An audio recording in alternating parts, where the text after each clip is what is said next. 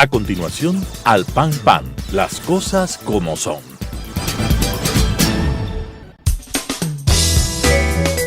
Clasificación B, bajo supervisión de un adulto.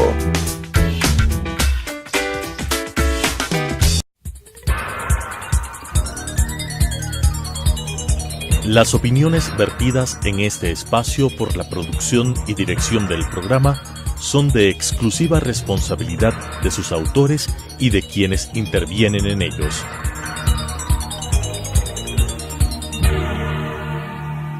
Telesucesos Canal 29 UHF presenta Al Pan Pan, las cosas como son.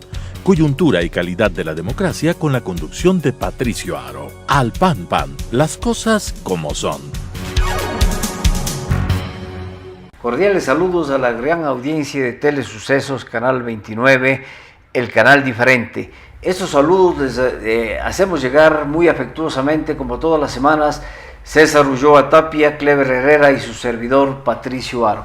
En esta oportunidad diremos las cosas como son sobre un tema que está provocando cierta inquietud en el electorado ecuatoriano, y es la proliferación de partidos y movimientos políticos en el Ecuador.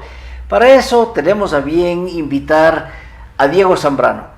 Diego es un académico, es un catedrático, es un PhD y se desempeña como director del Instituto de la Democracia, es decir, director del organismo capacitador de la función electoral del país. Diego, bienvenido, muchas gracias al decir con nosotros las cosas como son. Un verdadero placer, agradecer la invitación y a las órdenes para poder debatir un tema que creo que es crucial, creo que es central dentro de la democracia ecuatoriana y que muy poco espacio se le ha dado últimamente. En realidad, las cifras anunciadas por el Consejo Nacional Electoral respecto al número de organizaciones políticas que han sido calificadas para participar en el proceso electoral del 2019 han llamado la atención. Sin embargo, yo quisiera partir de dos hechos fundamentales. El primero, que este crecimiento inusitado de organizaciones políticas no parte únicamente desde el momento en el que Rafael Correa empieza a establecer una especie de contradicción con lo que él denominó partidocracia, ¿no es cierto? La ciudadanía contra la partidocracia. Yo les hago recuerdo, estimados amigos, que en 1986 Febres Cordero ya puso en el tapete del debate el tema de los independientes. El 1 de junio de 1986 se convoca una consulta popular. Y la pregunta central dice: ¿quiere usted que los ciudadanos independientes tengan pleno derecho a ser elegidos sin necesidad de estar afiliado a partido político alguno, confirmando así la igualdad de todos los ecuatorianos ante la ley? Los resultados no le favorecieron. El 69.49% de los ecuatorianos dijeron que no y el 30.51% sí. Pero ahí empezó el tema de la proliferación de las organizaciones políticas. Bueno, yo quisiera decir, Clever, Patricio, Diego, siempre nuestro saludo por participar en este programa, de que desde la transición a la democracia, que son ya 40 años, el Ecuador ha tenido distintos momentos. En el primer momento se trata de conformar un sistema de partidos moderno y nosotros vemos un predominio de 4 fuerzas que no logran ser nacionales y más bien desde una segmentación regional, desde un clivaje regional, se asientan con gran fuerza, yo diría hasta la década de los 90, y es el Partido Social Cristiano, el Partido Rolocista Ecuatoriano, Democracia Popular Izquierda Democrática, pero también en los 90 hay una emergencia fuerte de organizaciones sociales que apalancadas en el brazo político de los indígenas crean Pachacuti. Este primer momento es clave para entender qué sucede en la actualidad, porque este intento de pasar un sistema moderno de corte casi occidental en el Ecuador tuvo bastantes problemáticas. La primera, porque el sistema de partidos adoleció de una democracia interna sostenible. La segunda, porque los partidos políticos cayeron en la trampa de la excesiva personalización o el mesías o el caudillo dentro del partido. Pero la tercera es que los partidos se fueron localizando cada vez más, es decir, si bien nacen de la sierra y de la costa, finalmente terminan siendo bastiones de las principales ciudades del Ecuador. Hablamos de Quito, de Guayaquil, muy poco incluso yo diría de Manabí o de Cuenca. Bueno, hay que considerar también que hay una relación inversamente proporcional entre la presencia de un caudillo, de un líder carismático, y la posibilidad de una institucionalización de las organizaciones políticas. Evidentemente, cuando el sistema de partidos es fuerte, es sólido, y las organizaciones políticas adquieren una trayectoria dentro del ámbito nacional, tienden a consolidarse ideológicamente, tienden a democratizarse al interior, y evidentemente producen nuevos liderazgos, nuevas figuras que pueden retomar o que pueden tomar la posta de sus miembros fundadores o de sus promotores. Ecuador camina por el andarivel contrario. Creo que generalmente es una persona alrededor de la cual se forma una organización política, y esta organización política dura más o menos el mismo tiempo que dura el éxito electoral de esa persona, lo cual evidentemente está fortalecido o se incrementa por el hiperpresidencialismo que estamos viviendo, y también por el deterioro del debate político, del debate ideológico dentro de nuestro sistema. De los elementos que se han puesto sobre el tapete de esta discusión, quisiera decir que sí, es cierto que con la derrota electoral en la consulta popular que sufrió Febres Cordero, ese 7-3 nefasto para toda su periodo gubernamental, nacieron o se difundieron mayor cantidad de partidos políticos y se pusieron ciertas normas establecidas.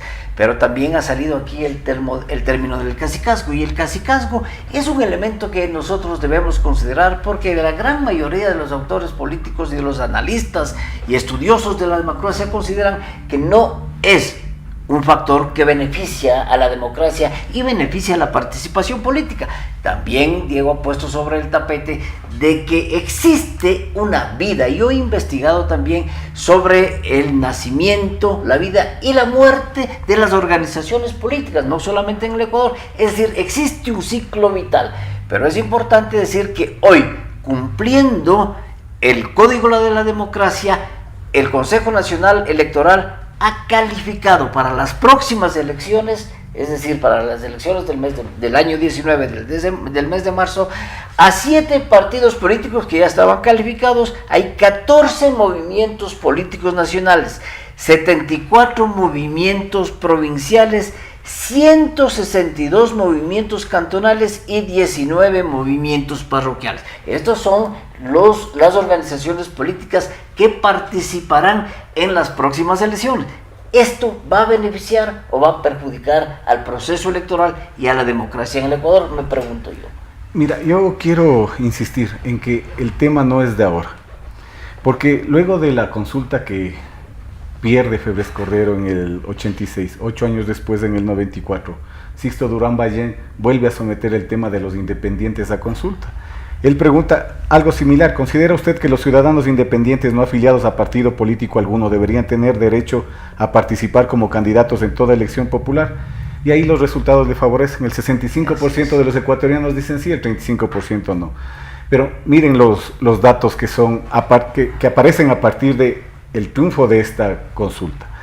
En las elecciones del año 2000 ya se califican 177 organizaciones políticas, 14 partidos políticos, 163 movimientos políticos, y participan ahí ya 177 alianzas electorales.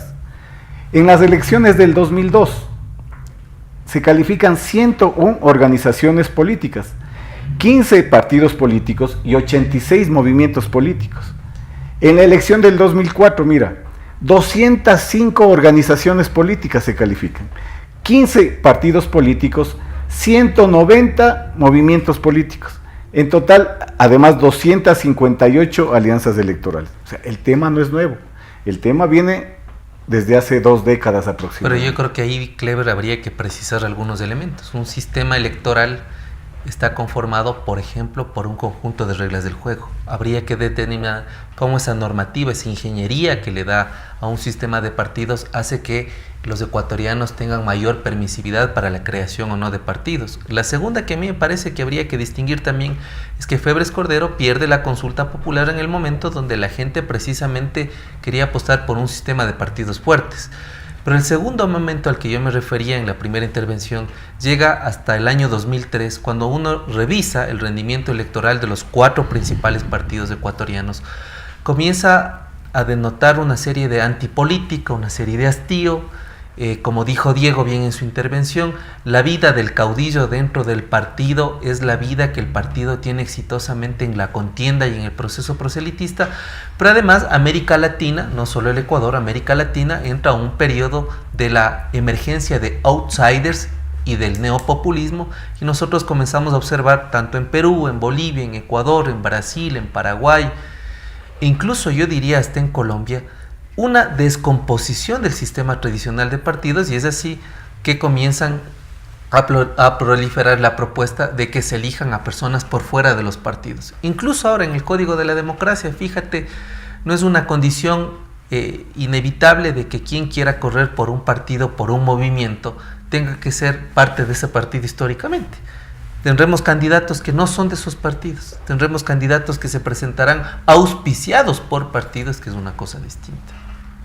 Sí, efectivamente, el fortalecimiento del sistema de partidos es un proceso. Yo creo que el desgaste, la crisis que llegó a tener la denominada partidocracia implica el no haber logrado un proceso de democratización al interior.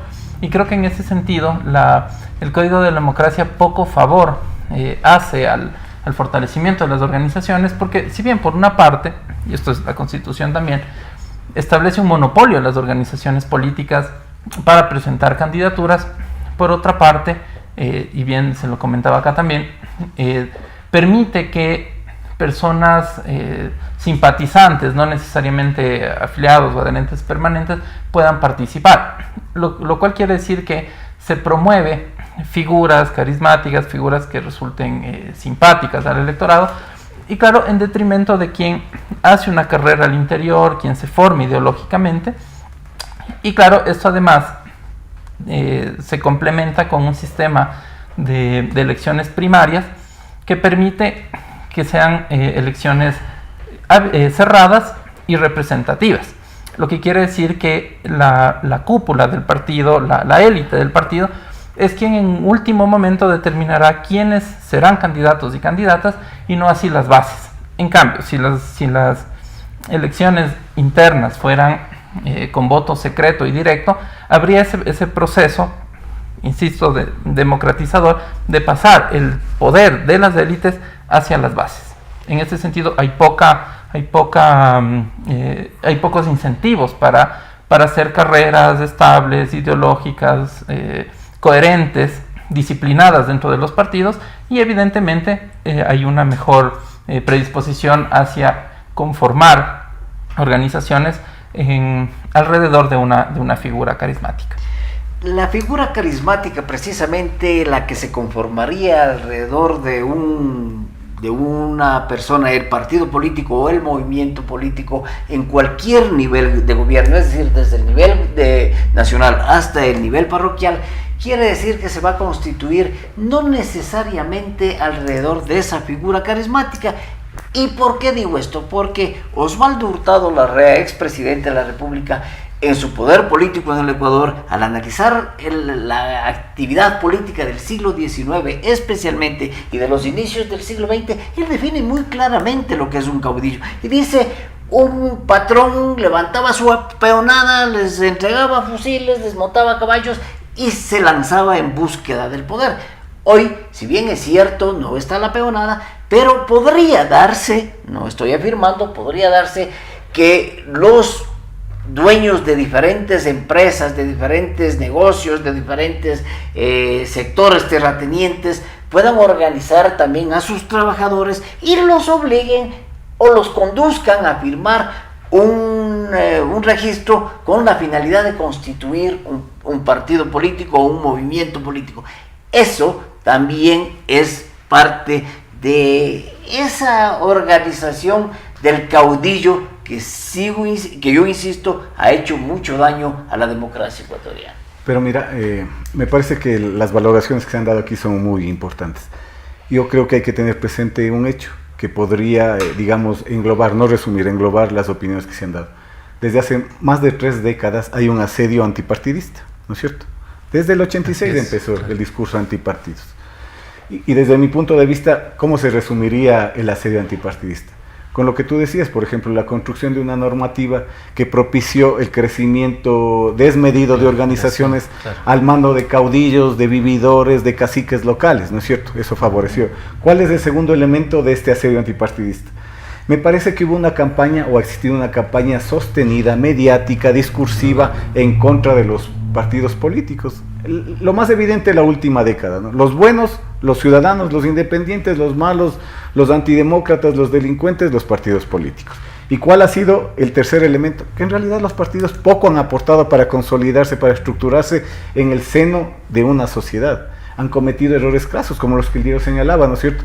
No ha habido democracia interna, no ha sido transparente el manejo de las finanzas, no han provocado la construcción y la promoción de nuevos cuadros, entre otras cosas. Y ese es el origen de la crisis de los partidos políticos que nos ha llevado a esa inestabilidad, no solo en el Ecuador, sino en América Pero del Sur. fíjate que determina históricamente cómo el caudillo es una figura poderosa, en el sentido que el Ecuador, incluso en términos de etapas históricas, ha sido dividida por el florianismo, el garcianismo, el alfarismo, el velasquismo y ahora el correísmo.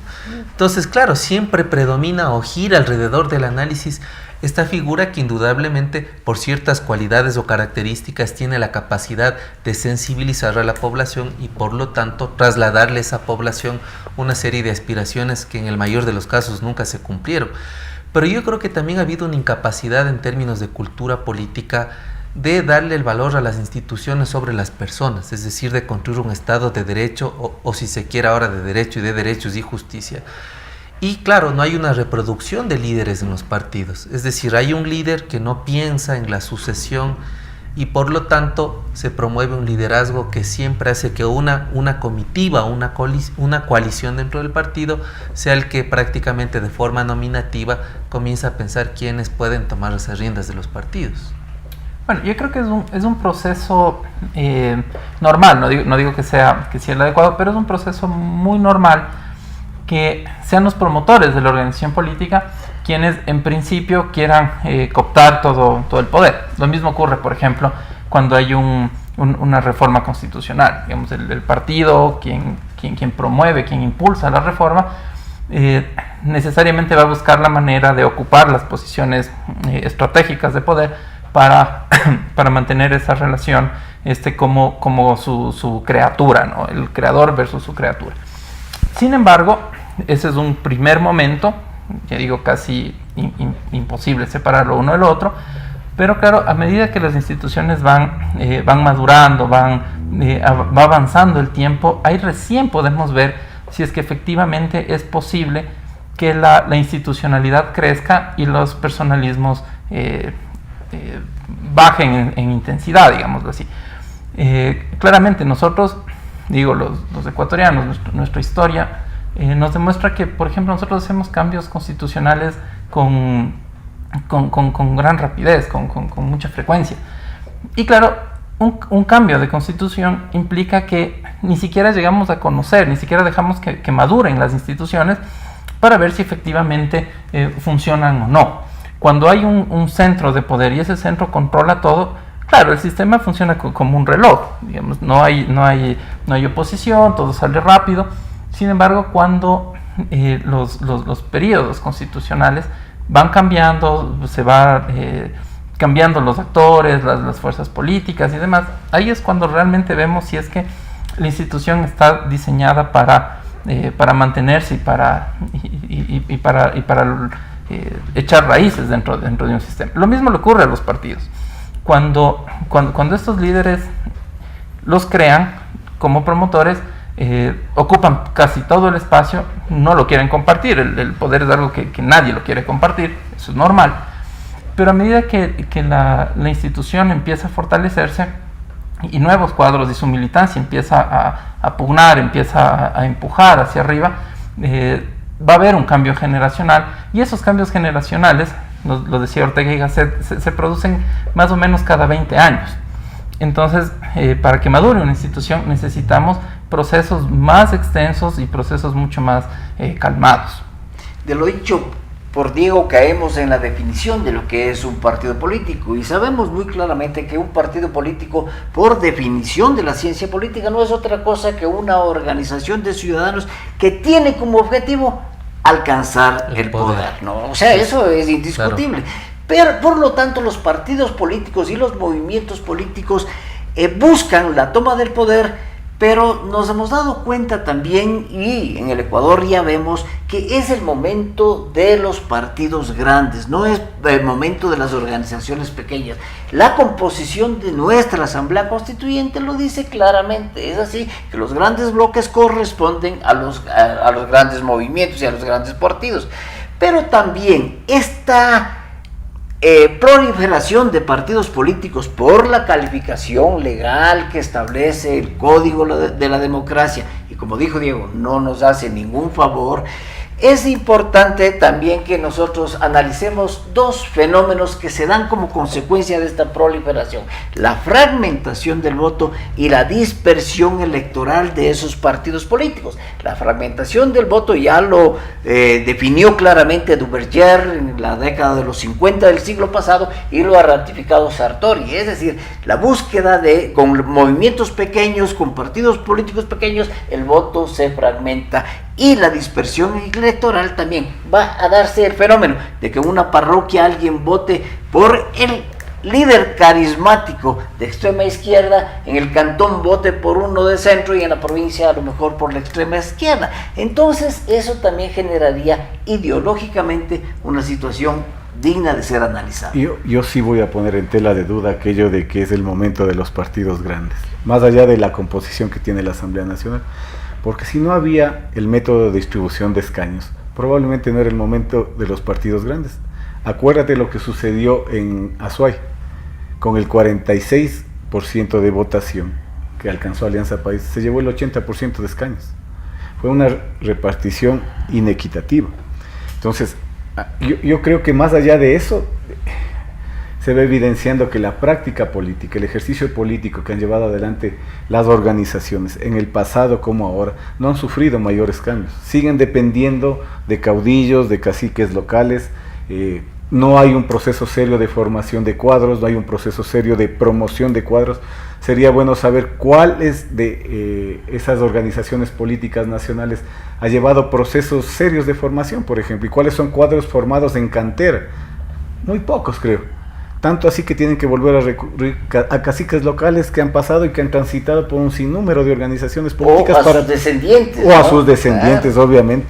Yo quisiera agregar un elemento clave, porque según los estudios que hace la Universidad de Salamanca a través del Instituto Iberoamericano, la encuesta PELA, que es un programa para el estudio de las élites concentrada en la composición de las asambleas, congresos o parlamentos de América Latina, se puede determinar que el voto ni siquiera es ideológico de quien representa una tienda política.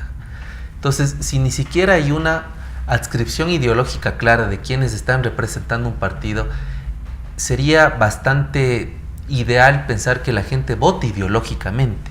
A mí me parece que la personalización de la política, más esta fórmula perversa del marketing electoral y una explosión de demandas, ha hecho que la gente mire en las cualidades, en las características, en lo que Giovanni Sartori hablaba en el Homo Videns en la telepolítica, una cosa que desenlaza en donde la gente no vota ideológicamente, es decir, es el baratillo de ofertas, es la mejor campaña, es lo que seduce, lo que termina también debilitando a los partidos. Y es precisamente lo que le decía, ¿no? En la parroquia se vota a la izquierda y en la provincia se vota a la derecha, el mismo voto.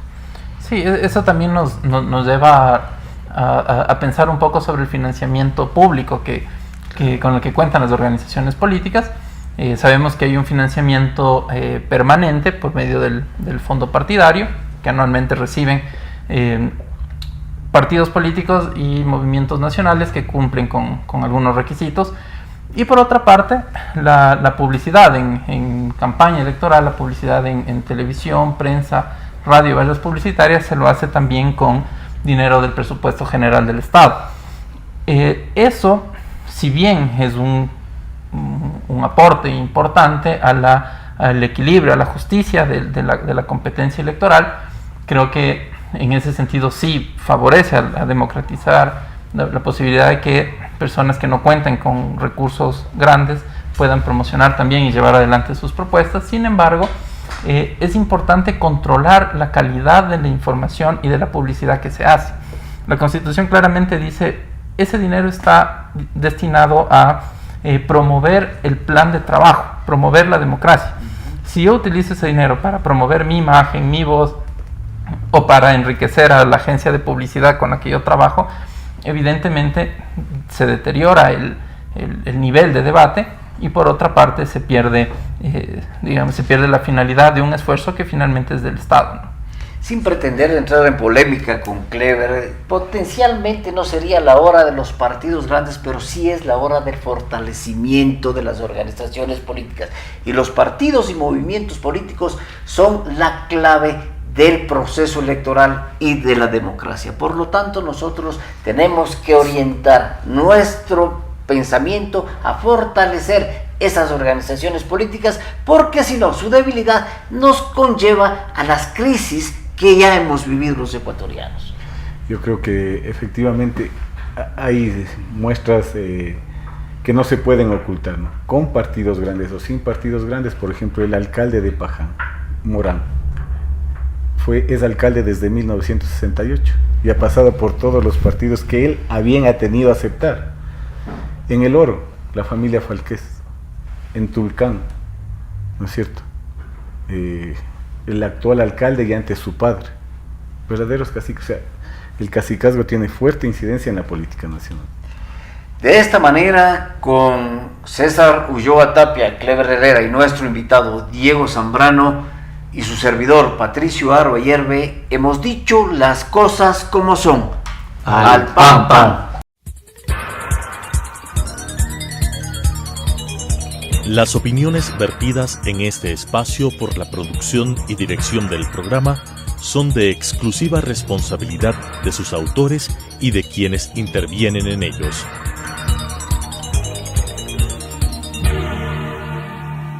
Telesucesos Canal 29 UHF presentó Al Pan Pan, las cosas como son. Coyuntura y calidad de la democracia con la conducción de Patricio Aro. Al Pan Pan, las cosas como son.